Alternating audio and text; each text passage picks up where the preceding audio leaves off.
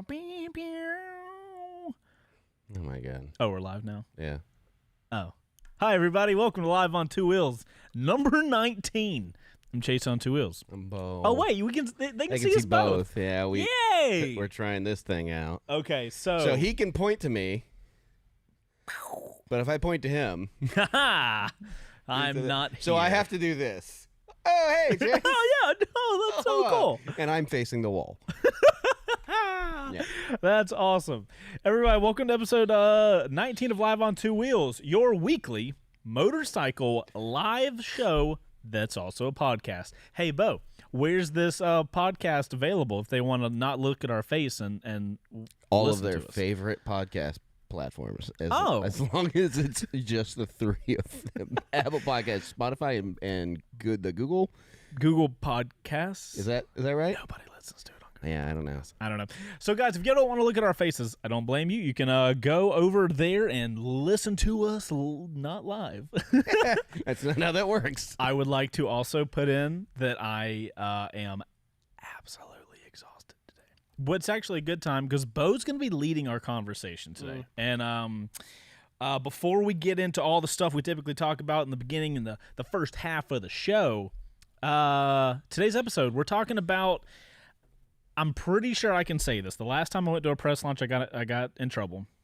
I have a press launch for Harley-Davidson coming up in a couple weeks. Yes. In a couple weeks, going out to L.A., and Harley just happens to be launching a motorcycle on July 13th. It just happens to be using the Revolution Max. Who could say? So in today's episode, we're going to dig into, because Harley hasn't told anybody what this bike is, from what I understand.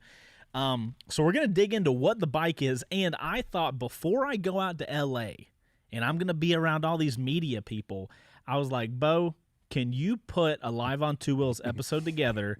I will gladly give you the most incorrect information I possibly can. Also, guys, if you're watching us live, what's up? How you doing? Hope you're having a good Thursday. Secondly, hit that like button. We love it when you guys hit the like button. It makes us feel really good. Yeah. And we want you guys to continue making us feel really good. Yeah. Also, if you're listening to us over on Apple Podcast, you would be our best friend if you could go over and leave a review. I love it when you do that, and it also makes me feel good. And I'm just trying to make myself feel as good as possible, period. I can't wait to hear me talk throughout this episode, because it's going to be trash. Yep. Wow. Okay, so that's what's going to go on in today's episode. Oh, a couple of things. We got the coffee on time this week. Shout out to... Oh, my God. Shout out to the lady that dropped that off super fast and not idiotic like that. I'm going to... Good. Oh, my God. So, also, if everybody noticed, Bo, show your hat off. Guys, we got Bo a new hat. Shout out to Engine Hog for sending out Bo a hat. We all know his Ruroc hat was not black anymore. It was brown. The Kick Pop was awesome, by the way, from last episode. I just wanted to... Oh, you just want to get that out there? Okay. Secondly, we have the Mullet update. Can they see? Can they see this? That's the Mullet update. Interesting news, guys. This is the full Mullet update. Wow. This might be the last Mullet update. Oh, no. Might be getting the haircut this weekend. Oh, no. I don't know. Well, it depends how things go. We'll have to see. But that, I just wanted to show you guys, could be the last time. You know, we never know what's going to end up happening with the Mullet update. So housekeeping, it was 4th of July. Yeah. Happy 4th of July, everybody. I just had to update my chat because it showed that nobody was watching and nobody was in chat. But now I restarted it, and it's actually we got loads of peeps in here. Yay! So last week they're here to like listen to us completely fuck this up. Yeah. We should probably do an episode where we're like, hey, here's how we screwed up in previous episodes. We go over the episode, we go over what we said, and then here's the cool thing. Yeah. We do these live this is live. Yep. Like, we don't have time to research. I mean, we do a little bit of like show prep and stuff, but like, it's live stuff. Whatever comes out of our mouth, that's it comes out of the mouth. It's in the ether, dude. So I I end up learning a lot of stuff after the fact that people say in the comments. Some people are just assholes. The real content's in the comments. Yeah, I mean, like people are OG in the comments. Like they're doing some cool stuff. So, it would be funny to do an episode of like, here's where we were wrong, and here's where the comments helped. Because I say in the beginning of every episode, I'm an idiot. I know enough to get myself in trouble. So, cheers to that. I am ignorant enough to understand that I don't know a lot. We make that very clear, though. Yeah. We're not like everything we say is right. You know what I mean? This is going to be one of those things where I'm going to share what information I know personally, and then what I have found out that it could be wrong.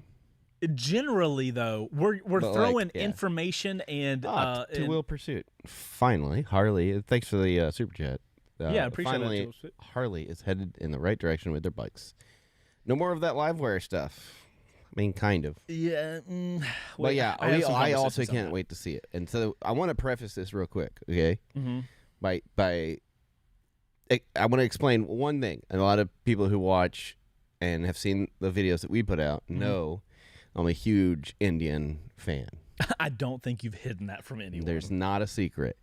But I've been raised around Harleys. Well, no, you're a fan of Indian, but I can personally say, even when cameras are off, you are the one that pushes, like, you are like cruiser agnostic. Yep. Like because typically I give, like, the other guys give more shit to Harley, period, because they've ridden them. I've never ridden them. But, like, whenever anybody gives shit to Harley, you're the one to be like, look, you don't need to bash Harley just because of the name. But we'll get into all that. Yeah. Let's finish up freaking, oh my God, what is it? What do we call it? The first half stuff. Oh, my Lord. Housekeeping. Housekeeping. You need to housekeep your freaking brain right now. It was 4th of July. I hope everybody had a phenomenal 4th of July. As every single year, Heather and I went to the island, got to hang out with her dad and her stepmom. That was really cool. What did you do for 4th of July? I do what I do every holiday in South Decatur, which is I stay my ass inside the house. Okay. So as not to get hit by a drunk driver or shot with a gun. That's okay. That's actually a great way to spend your 4th of July. I would far rather you spend it that way than go like out. I was gonna go riding, but then I remembered what day it was, and I was like, oh, fuck every bit of that. Random question. This has nothing to do with the show. Yeah. Do you have a certain day of the year every year that you don't ride? Yeah, New Year's. Really? Period. Yeah. Okay. Is there any other day? I mean, not really. Mine's Memorial Day. Okay, so let me preface by saying any holiday where the celebration includes drinking and explosives. So you and Heather are right on that. 4th of July, Memorial Day, a good Wednesday, Black Friday. I don't think you understand. Like where I live, there's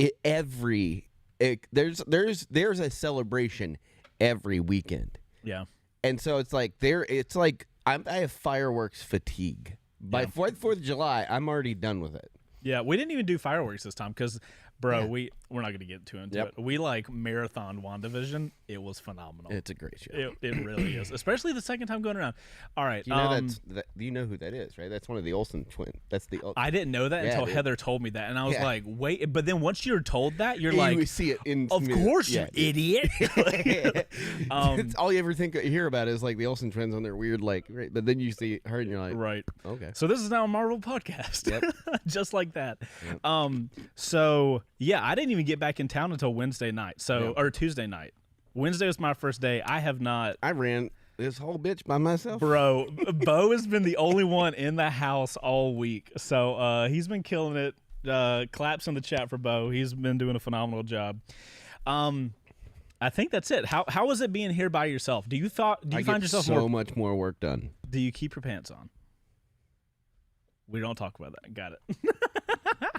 Oh, you know what? Something the guys in the chat can let us know. Do you guys like having us both on the screen at the same time? Yeah.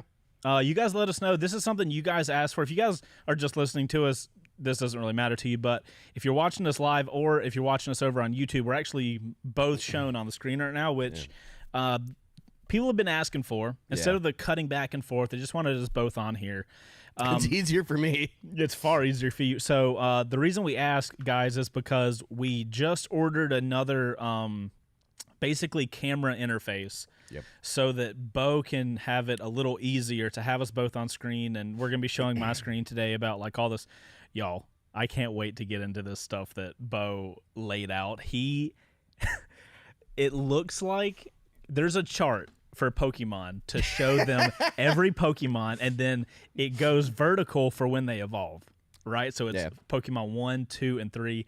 This dude has got it set up for the entire Harley line. I haven't even looked at it closely yet. But by the way, it's just a bajillion bikes. It's so many bikes. So we're going to get to that day. We'll get to that. But yeah, let us know if you guys are digging the both of us on. So far, it's a yes. Okay, cool. Awesome. I'm glad everybody's liking that. So, I mean, I think that's it for housekeeping, right? There's really nothing else. Like you had a good time. Last thing before we go into this, I just wanted to thank Ben for his super chat. He just said, "What up, C2 Top Crew?" Ben, we appreciate the super chat, man. Helping us keep the show afloat. I want to start this off by talking about the event that you're going into. We'll briefly go into, because we've mentioned this before, and I want to start there, and then I want to go backwards and why this matters. Okay. So for the guys that haven't seen the previous episodes of Live on Two Wheels, or maybe you're kind of new to the channel, I've been a little, it's not judgmental. I've been a little harsh. You had a bad experience. I had a bad couple of experiences at a couple different Harley dealerships, and that sat with you.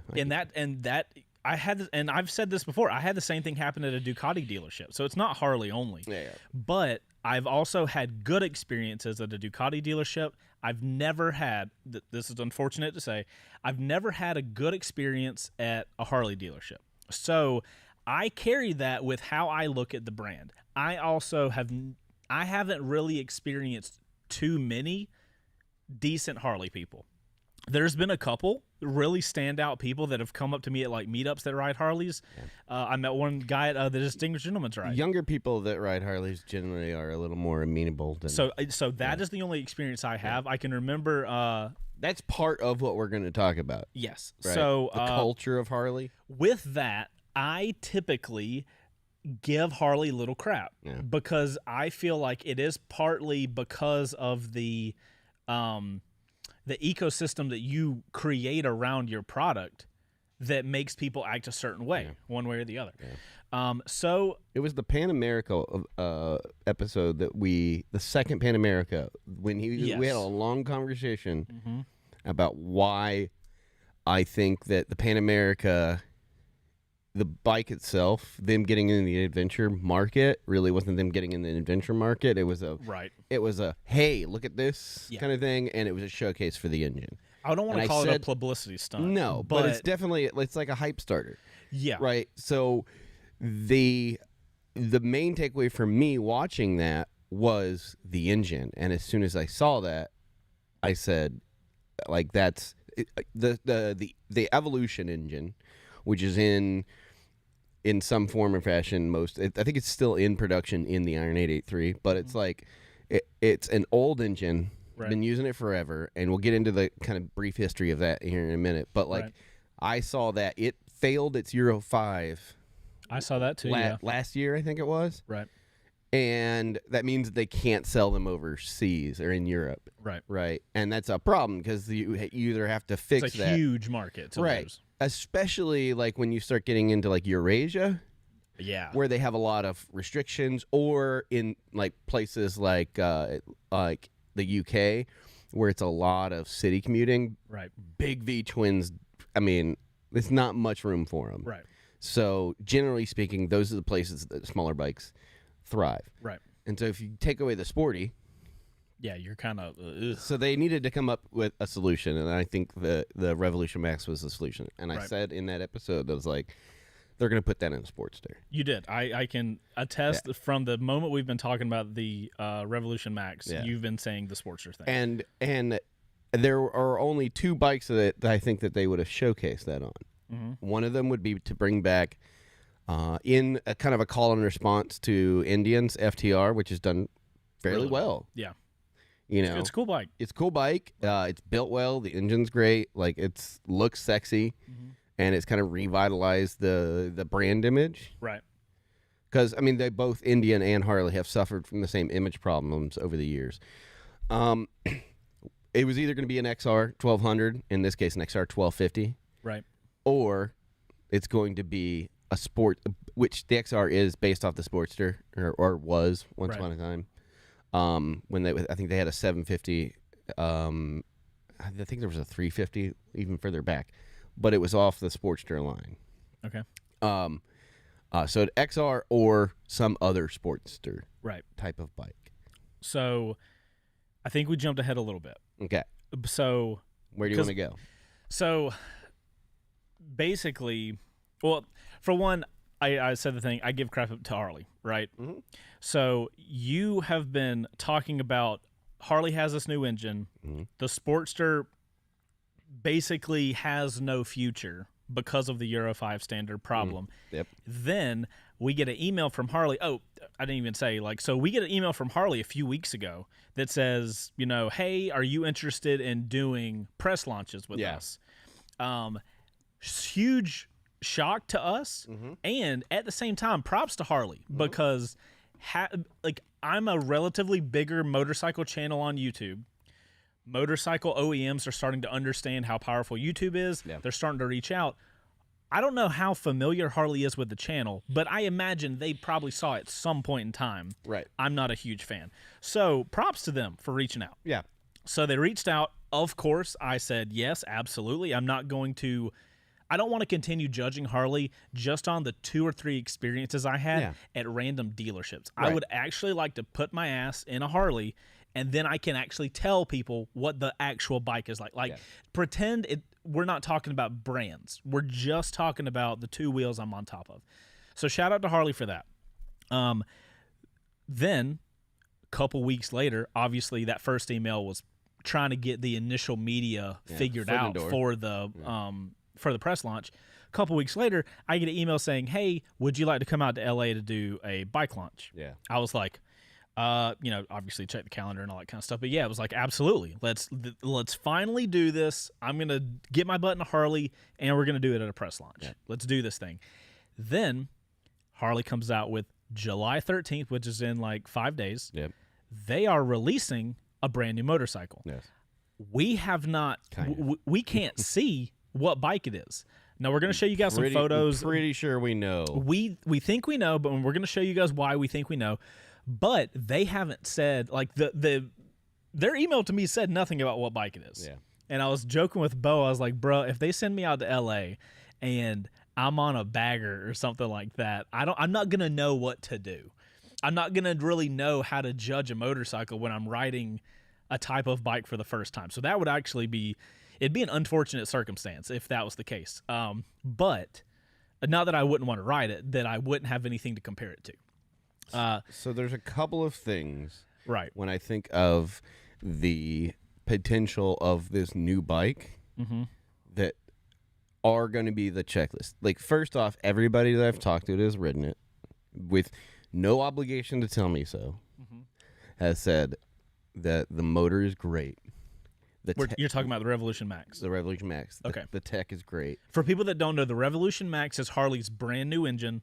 They just came out with it, and they released it firstly in their Pan America, which is their adventure bike. I'm pretty sure this is, if I read correctly, this is the graduation from the Revolution engine, if I'm not mistaken, which I believe was in the V-Rod. So I think looking through it, it was something like they used a lot of the same ideas and then just updated it and made it better. Right. Don't quote me on that. I will quote you on that. Quote me. So, yes. I'm quoting you on that. Everybody quote Bo on that. So that's that. I'm 100% on that engine's gonna be fun. The Revolution Max. Everybody that I've talked to said it does, and this is gonna be either way. No matter what this bike is, it's going to be a lighter, more sport oriented, package than the Pan America. Right. And even in that heavy ass bike. So recently we had another opportunity that we're not going to be able to take advantage of with Harley, but it was an offer to come out and ride a Pan America. Yeah. On and off road. I'm not able to make it calendar wise, but both Bo and Brian are the only two that could make it, and they're both too short to run the bike. Yeah. Because it's off road, so Yeah. See, Riding the Ozark said RevMax is based on the Revolution, but it's kind of a brand new motor. So they're doing that thing where they take like the Thunderstroke has existed for a while, but they had taken the Thunderstroke engine in the Indians. Okay. And then it's like, okay, we're making it better for this new bike. So Thunderstroke is an engine that Indian puts in their bikes. Right. Okay. It's their air-cooled engine. So Gotcha. it's kind of the same thing. And I believe, if I'm not mistaken, the Revolution was in the V-Rod, which is the power cruiser. Right. Which does make sense for this potential platform. Okay. So here's the thing. So that leads us up to this point. So okay, so we're now caught up. Yeah. So in a second we're gonna jump to my screen, and Oh no. the only thing, so the only thing that we know, there is a very silhouetted video that Harley put out about this bike, and there is a photo, a close-up photo on the engine. So, Bo, let's do the exhaustive process of showing everybody my God, screen. I can't wait till we get that other Elgato. It's Okay. literally here tomorrow. All right. You're just gonna have to put up with the ugly for a minute, guys, because Bo has to do a lot to get this to show. on boom. screen. Okay. Oh, fucking wow. Okay, that was good. That was good. We made it here. Okay, guys. So this is what Harley. Oh, that's a link. Hold on, this one I want to show. So this is the photo that Harley has released for the new bike. This is the only photo that has been released that I know of. Let me zoom in a little bit. As you guys can see, we got Harley-Davidson 1250.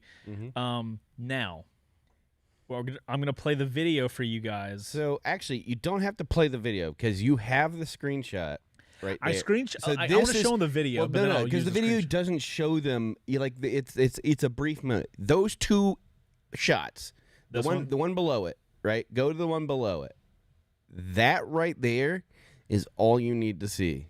But this gives Because you a good headlight situation. We don't care about the headlight. Oh. Close that up. So I want you to look at everything from the nose on the seat to the exhaust shields to the way they sit. The way that goes. Bloop. Right, the tank, the frame where it meets the steering It's stand. like right here. Right, all of that. Now close that out. Okay. You found a picture from earlier. So this is a photo that Harley released earlier in the year. Look at that. It is the same. That's it. Now, interestingly enough, the way we know this, color of the tank, we can't really see the tip of the seat, but you can kind of tell. It tips up a little bit. Yeah, we can see the exhaust come right there. And the exhaust shield ending there, and Right. you have that little A frame thing looking Right. thing. Near And the if steering we stand. notice, everything has like a purple haze. Yeah, And then if we go back to here, Yeah. we still have that purple haze. So Yeah, it's definitely this. this is what this is, and what that looks like Is the custom. the Yeah. Harley Custom. Yeah. So interestingly enough, though, with this, the Harley Custom is basically Harley already makes a bike like this Okay. currently. Right now? Yeah, it's the Fat Bob. The only difference is the seating position. So Okay, so this is the custom. This is something okay, that close Harley that out. released Close like that out. far back out. They haven't released that particular bike, but all intents and purpose, that bike already exists with a different seat setup. Scroll down in the current lineup. All right, current lineup. So guys, this is the this is the lineup that Bo made. Look, I'm gonna go right past the fat. But I just want to show people. Yeah, keep what going. kind of look at this. Look at this evolution. Now it gets worse. Oh my god, dude! If you guys are only listening, please come watch this on YouTube to see the absolute travesty. That Yeah. This All is. right. So scroll Anyway. up to you'll see it. It's right there. Double click that bad boy. You can see the inspiration for this bike kind of fell into the custom because this bike has existed for a while. Okay, so here's what I'll give you. I see that this. Even more than that, it's the same headlight. So the headlight on this thing, you can't see it there, but the headlight on that thing, and the I don't know. and the man. headlight in the front of the one that they showed. Specifically, it is a nacelle-mounted frame, Oh god, and the this photo's headlight is stuck. in there. What did you do? I don't know. I somehow made that photo really huge. All right, so if you go over there to the headlight of the teaser video, of the teaser bike. photo. Yeah, Got that one right there. That right there is basically the same kind of setup where there's a big almost pill-shaped headlight setup in between the forks. Okay. So there's a lot of like design cues from that you can kind of see. So this is not something that they're unfamiliar with. This is set up in more of a cruiser setup than what they're showing. What they're showing is more of a power cruiser. So do you think they just put a different engine in the Fat Bob? No, not at all. So what I think they did is here's what I think is happening, because the Fat Bob's not going to, it's either going to completely go away or it's going to stay the same forever. Like they're not going to change that. It's using the Milwaukee 8 engine, which is doing really well for them. Okay. Right now. The only thing that they need to get rid of, right, is going to be the Sportster. They have to either... Do you have the Sportster in here? Yeah. So if you go up, the 48, the 1200, and the 883. Fun fact, the 883 is still using the Evo engine. It's the only bike they still have. How old is the Evo engine? 84. What? What? Like 1984? 1984 is when the Evo came out.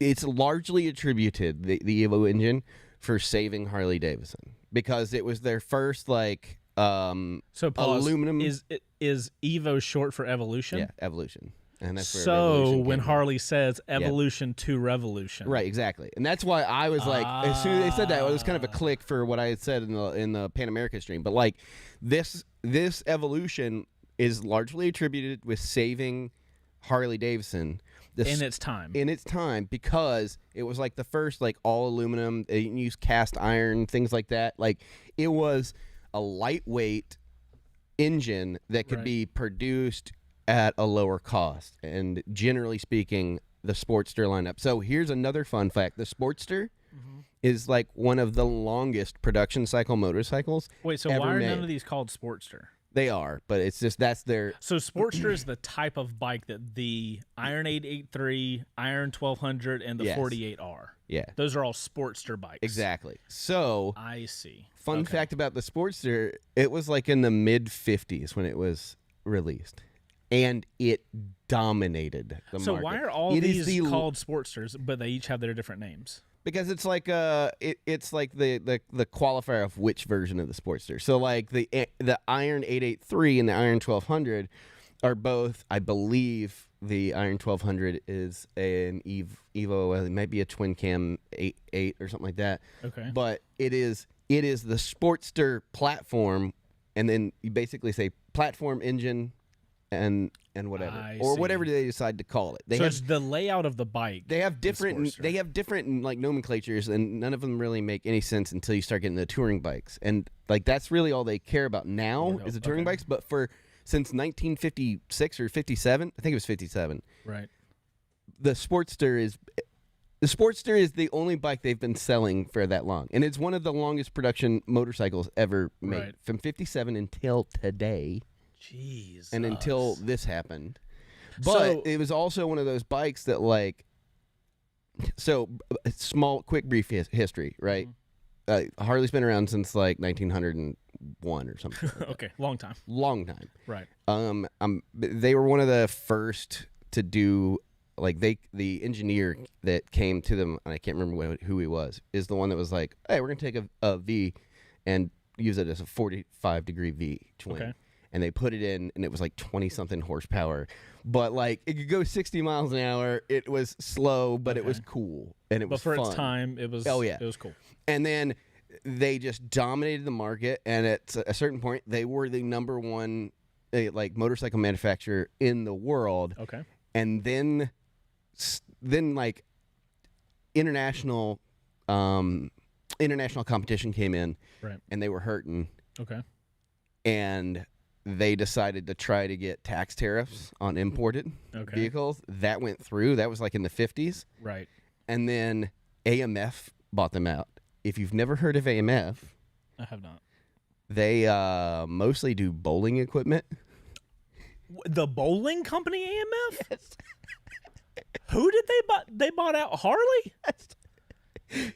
And I have never been so embarrassed to be a previous bowler in my life. The AMF years are like some of like the Harley people's like worst. Huh. Yeah, dude, it's bad, and they completely ruined the reputation of Harley, because they were like closing down manufacturing, trying to reduce the cost of everything by like cheap labor, cheap parts, all this stuff. But we have to hold on. Bowling equipment.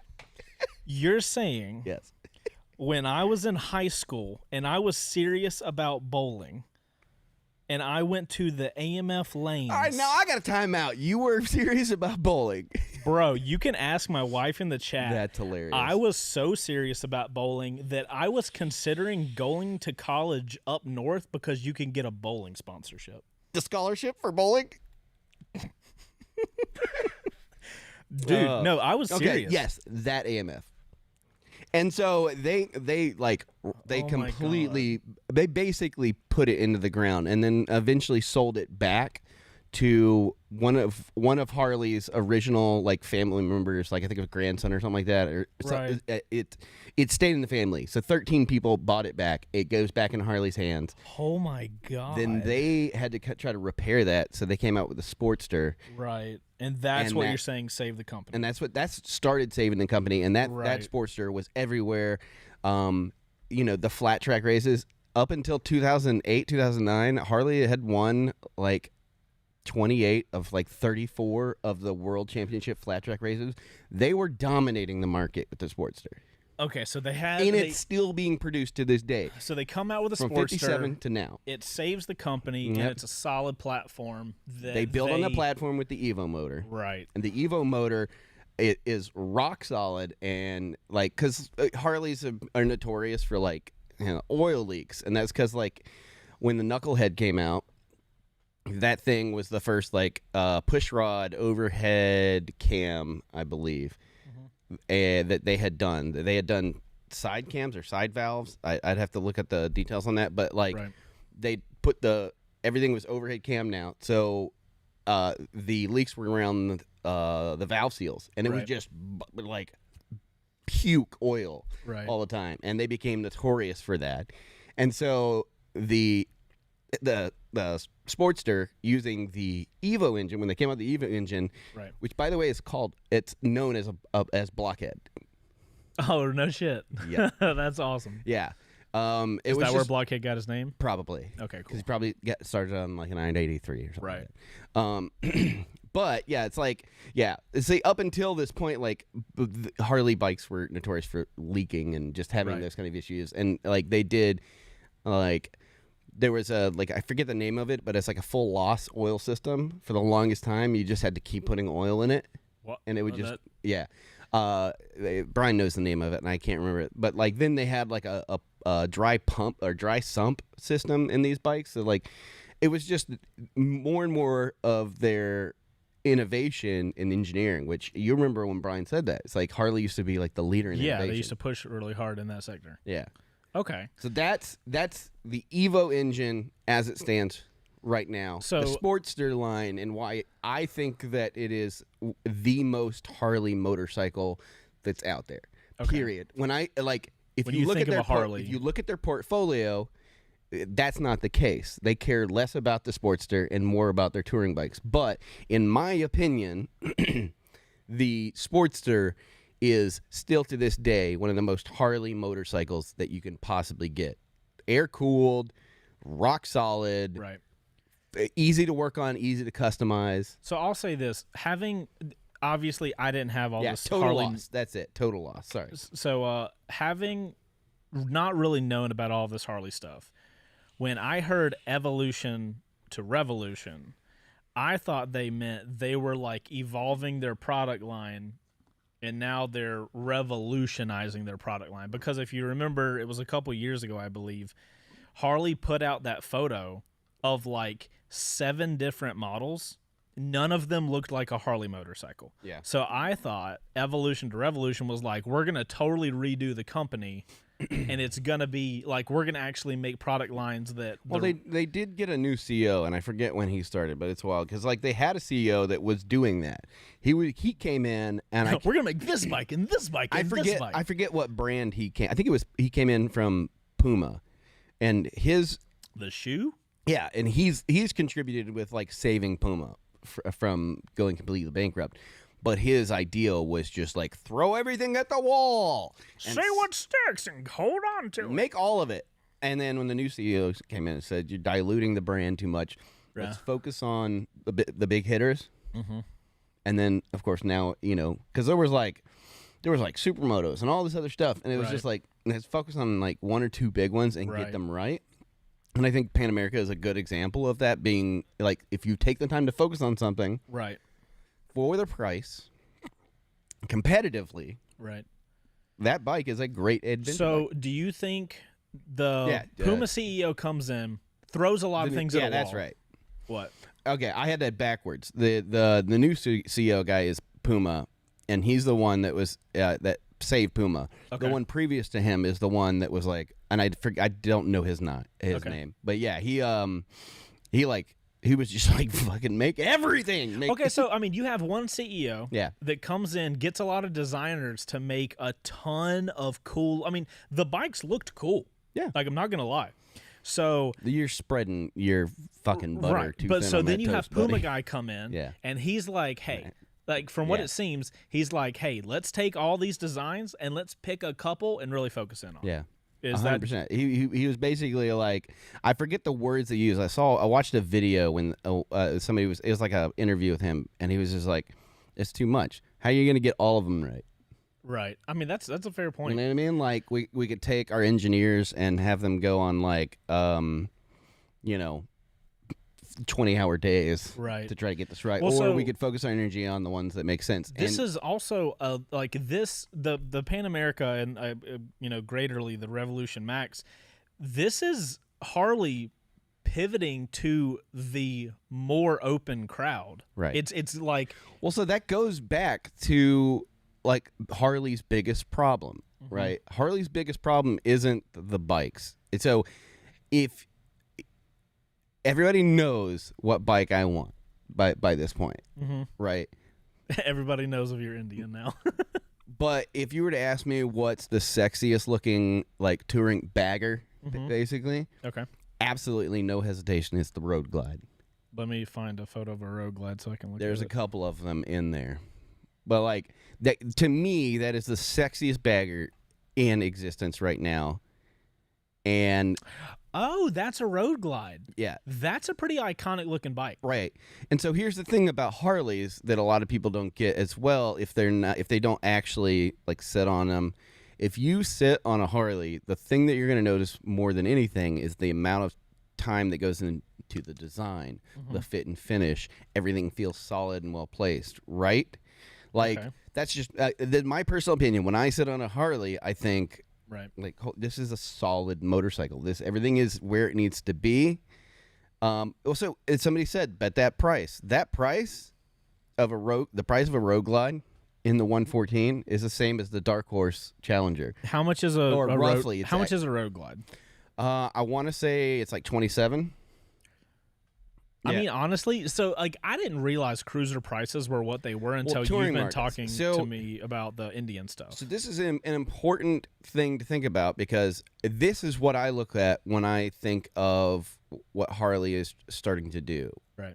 Is if you look at that lineup I showed you, you see how many different touring bikes there are, and we talked about it. Most of their income comes from the boomer generation, expendable income. Right. Buying $30,000+ motorcycles, right? And it's touring bikes because it needs to be comfortable and long. There are exceptions. That's just a generalization. I know a lot of young people that ride around on street glides and road glides and shit like that. But by and large, the trike market and their touring market are where they make their most money. It's the highest ticket items, which is why they have so many different models in that line, and also why the older generation tends to gravitate towards this. One, because it's a name they've known their entire lives. Right. Harley has done a good job of kind of integrating it into the American. I was about to say you also have like Made in America motorcycle, right? Which I mean can kind of push people away from it too, because there is a connotation there. Personal experiences aside, the general consensus of people looking at Harley riders is it's old racist white dudes who say if you don't ride a Harley, you're not riding a motorcycle, which is just not factual. Like, it's a motorcycle no matter what's on the side of it. Yes. Even if it's a shitty motorcycle, it's a motorcycle. You don't own you don't own the market on being a biker. Let's be clear. Harsh generalization. Yeah, it's a harsh generalization. But they're not all like that. That's But that's the stigma that goes along with it. And when you go to places like Daytona or Sturgis, you're gonna see a lot of that. Back patches that say you speak English or get the fuck out. Like that kind of stuff. It's going to happen, and there's been plenty of examples of good people riding anything. Right. So again, this is a generalization, but that's what keeps a lot of people from it. The other part that keeps younger people away, and we've seen this in our own comment section for the Indian and stuff like that, is the price. Yeah. Most millennials are swamped with college debt. They also lived through a recession.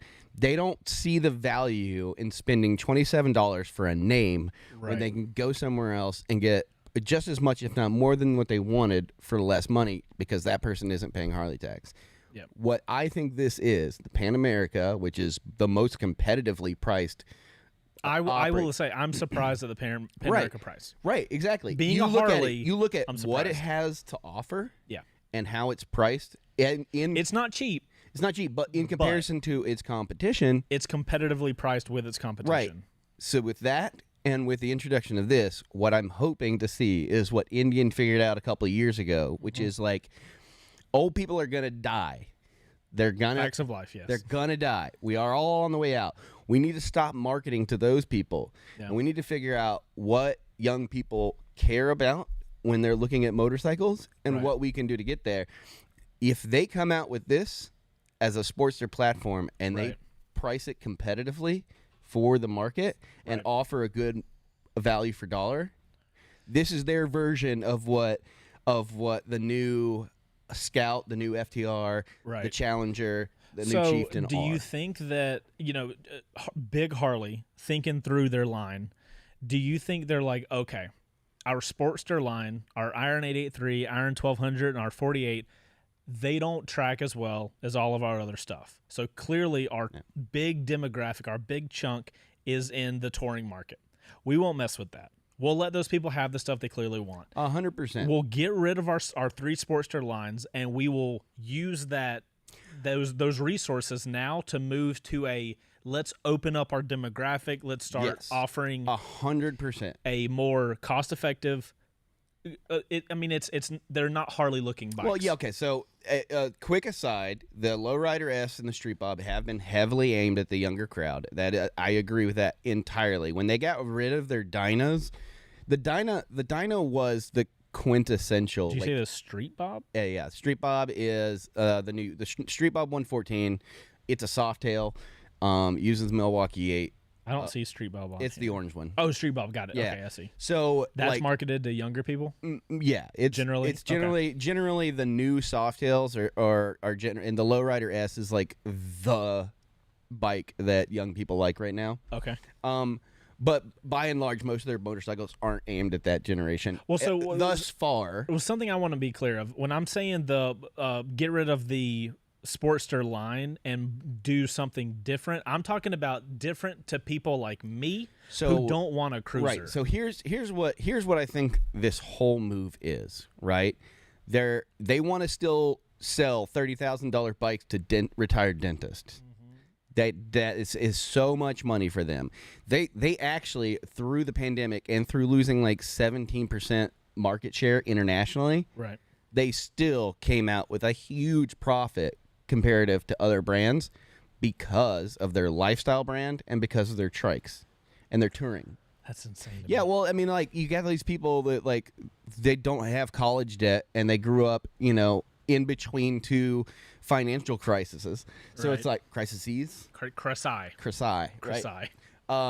And so they have all this expendable money, and so they're just like they get paid outrageous salaries for what they do. Now they're retired. They have these giant inflated 401ks, and they just go, "Yeah, I'll buy a $50,000 motorcycle and ride around on the weekends with my wife." Yeah. So like I can't do it. That they'll never get rid of those people because eventually the new people are going to be that old. Well, if you start with this, line. Well, here's the thing. The reason I'm saying that the Sportster lineup by and large for most, and again, generalization, most Harley riders look at it as a girl's bike.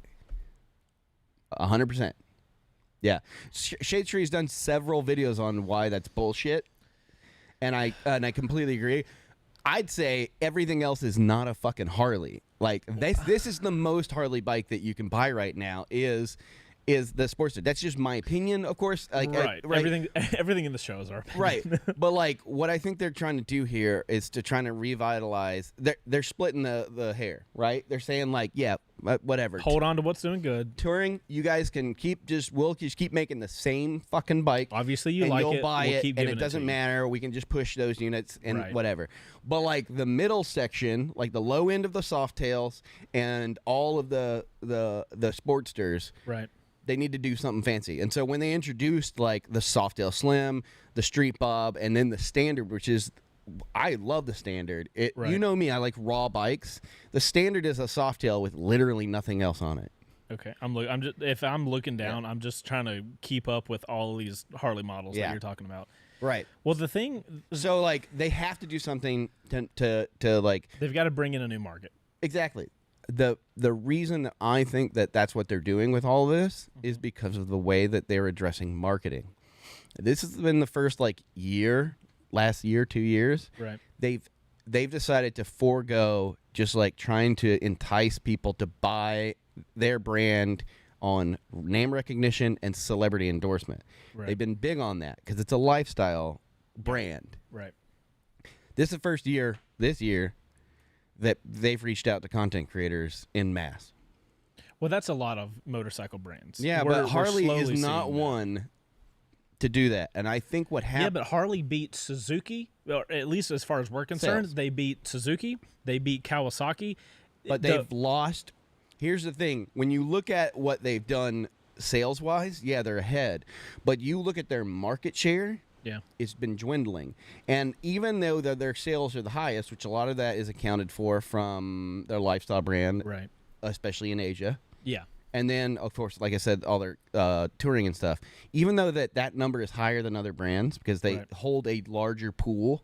If you got $1 trillion, 40% of that is going to be more. Still a ton of cash. Right. Yeah. So, but they've lost like 17% of the market share globally. Right. But they had a lot Meanwhile, of you look over at like Indian gained like 23% internationally. So what I think is happening is they realize that like, hey, we're losing out. we're on, losing out on this, and we have an opportunity to reach another audience Right. entirely. And it is, and I said this before, when you reach out to content creators Yeah. and you show that like you're willing to like talk. We're biased in the market. I but had yeah, a conversation with a sales manager at a local dealership, and he was just super chill and cool and like wanted to talk and was like, hey, yeah, we can work together or whatever, blah, blah, Right. blah. That wouldn't have happened 5 years ago. Right. And so, like, when you deal with the one-on-one people and you see the way that they're trying to market it, we all know the bottom line is to sell motorcycles. They can paint it however they want. Yep. And I told this to Indian themselves. Well, that's not when a I was problem. up We there. all know that, We all like- know it. You're here to make money and sell Yeah. units and put butts into motorcycles. We get that. Right. But how you do that is important. And when you look at a content creator and you go, I want you. Right. That says, like, okay, it's kind of this shift. And what I think they're trying to do is like take that part of Harley and be like, yeah, okay, we all know that the old people are going to be old people until they're not Old people anymore. but like we're trying to make a move and like trying to Right. be more innovative and Innovative. innovative. You know what I'm saying? Well, Like, so here's the cool thing that I'm excited for. I can actually say this. I'm actually excited for Harley. So yeah, if Harley has seen where their core demographic that they already own, like they own those people. Those Yeah. people are not going to ride anything different. Ever. When they get tired of the current bike they have, they're going to trade it in and they're going to get a newer year model Yeah. of their bike. So don't even worry about all those people. Let them Yeah. have their thing. What I'm excited for is, okay, Sportster line doesn't do great for you. Cool. Nix that thing. I mean, thank you for the time you've spent rocketing our company. I don't know that I think they'll market whatever they come up with as Sportster so they can keep the ball rolling because it has been going since like 57. So I think that it's going to be called the Sportster. Okay. But it's going to be a new version of it, just like the Lowrider S and the Street Bob and all this stuff is a new take, and the Lowrider has been a while for a while, but like this version of it, all of this is kind of their version of like, hey, this is a newer, younger, cooler version of what exists. Well, so one thing I have to criticize Harley for is like the naming convention for their motorcycles and their groups of motorcycles is terrible. Yeah. Like, Road King, Road Glide, Street Glide, Ultra Glide. Coming from me, it's like Tri-Glide. Bro, so a whole episode we could spend the Sport Glide, which is really nice, by the way, and I'm that's probably gonna be the first thing that I touch. Is the Sport Glide. I love the way that looks. But like, yeah. So like this is their version of Indian going like, hey, like we need to split the difference. And well, so like, here's what I think. This is going to be my long-term assessment. Are you going to be sad if it's a power cruiser? Well, I'll get into that in a second. So here's what we got 10 minutes. Oh my good God, we have 9. All right, so here's what I think is going to happen. I think Harley is going to. So now Harley, we're going to look at Harley. And they're going to have this little segment now where they're going to start trying out new stuff for new people, right? But then they got this big block, right? This is all the people that already have Harleys that are not going to go anywhere. Yeah. I think over time, this is going to happen. Now, all these new bikes, because like they're going to introduce a couple bikes here. Hopefully they do well. If they get rid of the Harley tax, I think that they would have no problem with that. I think they have to, because if they're smart enough, if Yamaha they've already knows decided to do it with the live wire, and they go, okay, we'll get rid of the Harley tax. Oh, so that's an interesting. So that's going to have to be another. We can't touch on that. So okay, real quick, Harley tax, it has to go. Harley tax or that has won't to go away, or these new bikes are not going to take off like they have to for Harley to keep moving forward with them. But I think if this thing that I go ride, whether it's the custom, whatever it's called, if they can put out a competitive power cruiser, like those are cool bikes. If you guys don't know what power cruisers are, I put like a quick grouping together. It's the Rocket 3, it's the VMAX, Ducati Diavel. Yeah. It's a cruiser. I like using air quotes with power cruisers because like it's the power. It's a gross amount of power in a cruiser platform. Yeah. It's almost a joke to call them a power cruiser.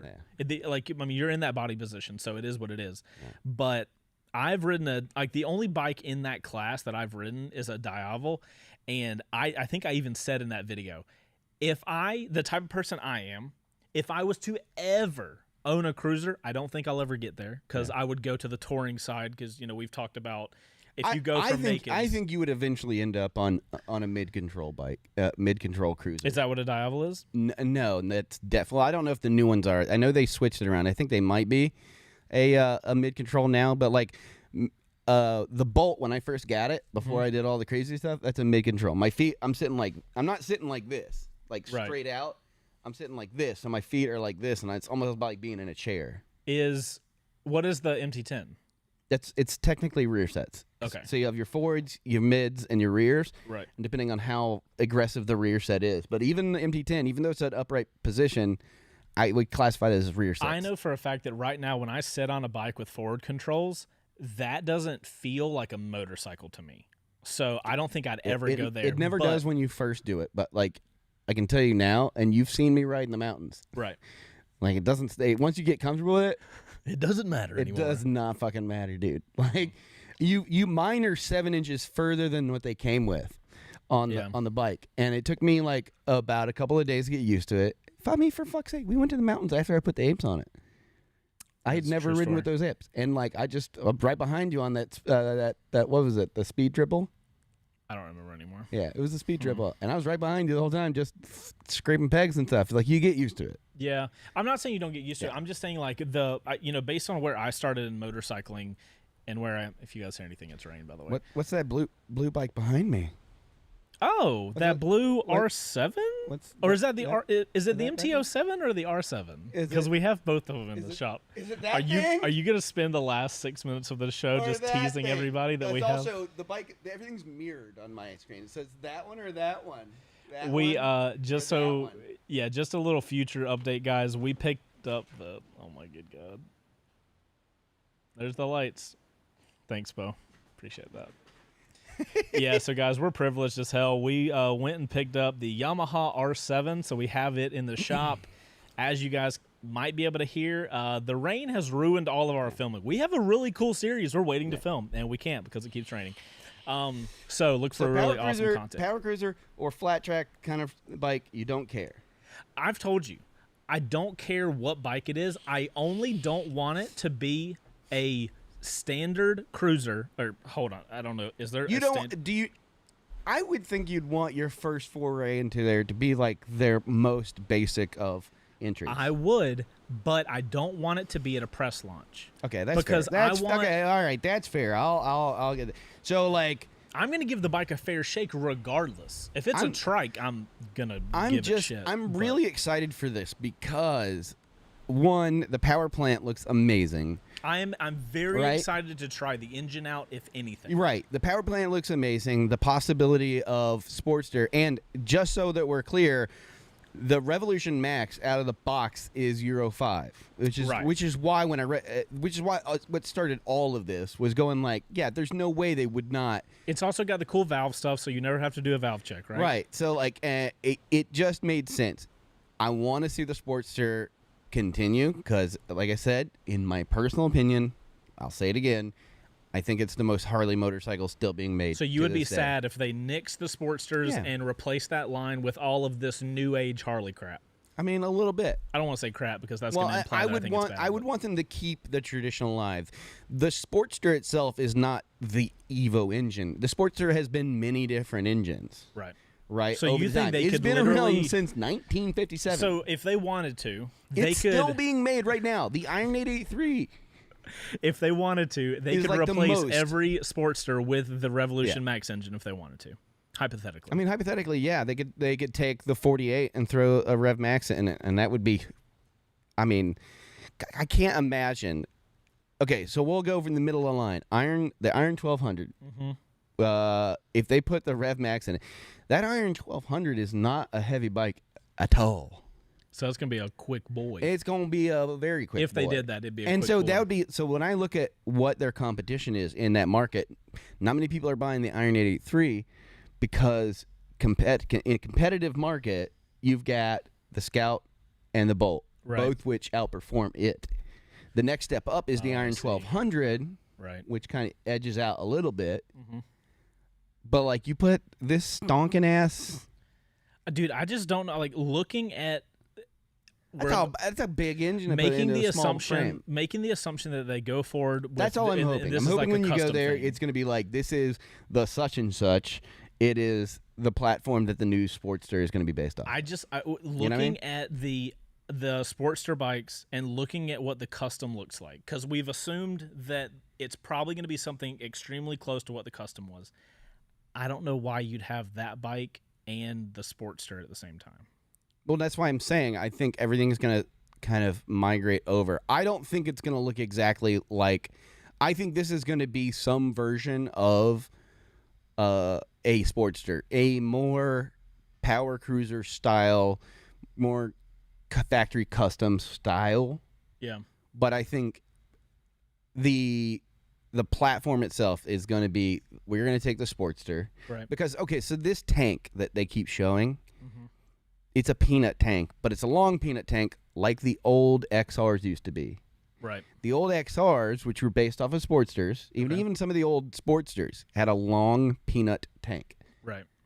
And all they did was add a higher subframe and a thinner seat. Can you go to the screen real quick so I can show people what in my dreams, I know it won't be, but I wish it was. I'm going to try to do it.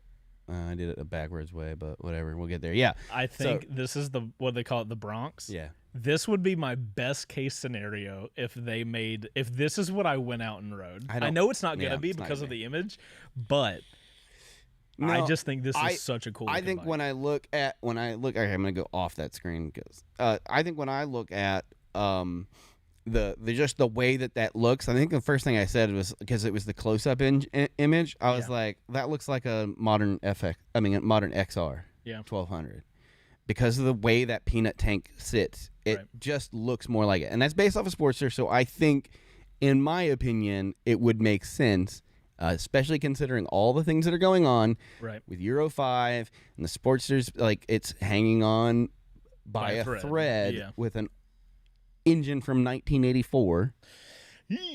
Makes Suzuki look good. So they have to do something with that line. It would make sense to take this platform and throw it in the Sportsters.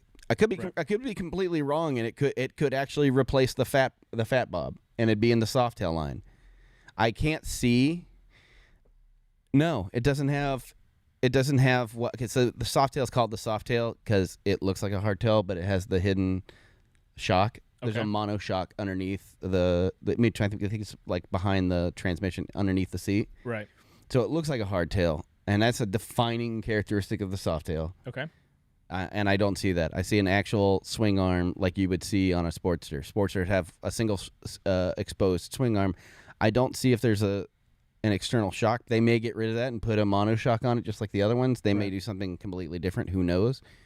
But to me, I just think like it's a great platform to put in a Sportster. Well, we'll see. We'll find out on July 13th. I'm fucking so excited, dude. I'm excited too, man. I'm excited to finally put some seat time in a Harley so I can actually say with like firsthand experience what riding Harley's like. Granted, it's not like the old school, like everything somebody thinks of as a Harley, but I'm excited to get the opportunity. Well, when it happens, and once we get this out, what we need to do then is try to get some of the basic offerings to kind of give you an idea of what most people would experience. Right. Like maybe go for an iron 1200 or a 48. Maybe go for a Softail standard, and then try. I definitely like, regardless of what bike this ends up being, I definitely want to get some seat time in a regular, like quote unquote regular Harley. So that's something we're gonna be looking for. Man, if we can find a Dyna.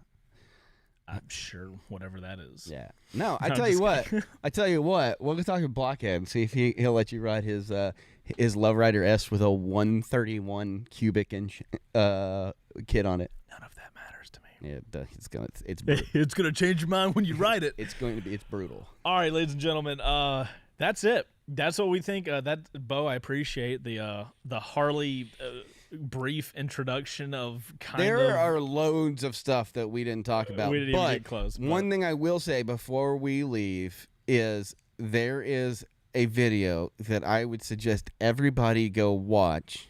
Mm-hmm. And it is Harley-Davidson, Everything You Need to Know, Up to Speed by Donut Media. Those guys make phenomenal content. This video is an amazing watch and hilarious. We will put it in the show notes. Put it in the show notes. Go check it out. Go give that video some love because it does explain all of the stuff that my knowledge is very limited, and just from dealing with my stepfather growing up, just surrounded by Harleys. Yeah. And like talking to him about it and talking to like people in motorcycle clubs about like the history of it and stuff like that. Right. Like we could do a whole episode on motorcycle clubs.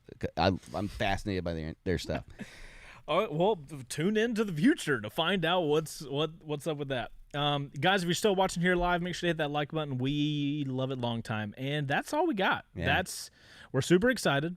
Oh, finally getting some Revolution Max time. Motonicity rode his and put a video out. And it rode Blockhead's. Oh, he did? Yeah. Oh, that's cool. I'll have to check that out. Yep. All right, guys. Thank you guys for watching. If you want to listen to us, we are available on all your favorite podcasting platforms, Spotify, Apple Podcast, and Google Podcast. And we are live every Thursday, 5 p.m. Eastern Standard Time. Thank you guys so much for watching. Hope you guys have a phenomenal rest of the week. And if you guys want to have more conversation about it and whatnot, hit up the comments on the video, or they can jump over to Discord and talk there. Yeah, we did not talk about Discord. We didn't talk about Discord. We didn't even do the giveaway thing. Man, we're bad. You guys go over to Discord and hang out over there during the week. That's where we kind of have conversations totally free. You don't have to pay for anything. That way, if you guys are having a chat in the chat, which I guess is where that's from, you can go to Discord and continue those conversations. Thank you guys for the support. We'll see y'all next week, where we might have to talk about the R7. Maybe. Maybe. That was good.